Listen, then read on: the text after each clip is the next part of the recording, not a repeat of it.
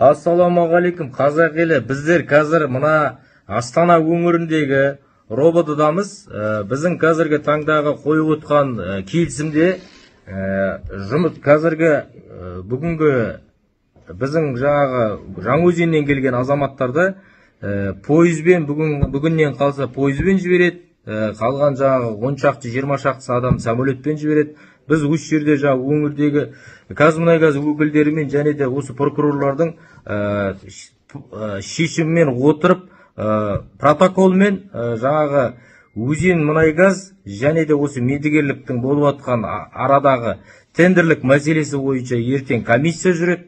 Сосын біз осы өзімнің санаулы бір 5-4 адаммен осы жерде Қазмұнайгаз өкілдерімен келісімшартқа отыру арқылы жол жүрейін деп отырып.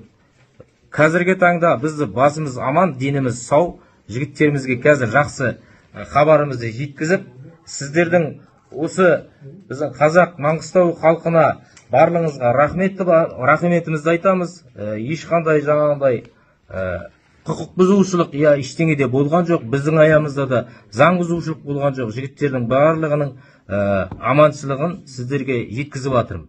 Рахмет, жігіттер. Сондықтан қазір мына жерде бүкіл Қазақстанның деңгейін мынандай резонансқа тудырмай жайлап үйлерімізге қарай тыныштықпен оралуыңызды сұраймын. Ассаламағалейкум, қазақ елі. Нұрымұлы Нұрсұлтан.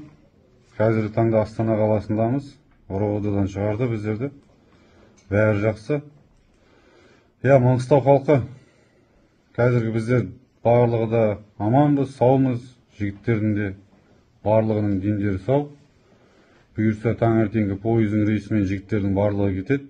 Біздер инициативный группа 5 адам осында қалып, ары қарай Қазмұнайгаз өкілдігімен, министерство өкілдігімен шаруаларымыз шешіп, хаттамаға толтырып, нақты протоколмен жұмыс жасаймыз. Жаңаөзен халқы, Алла разы болсын, рахмет. Біздер үшін уайымдап назар аударғандарыңызға. Біздер аманбыз.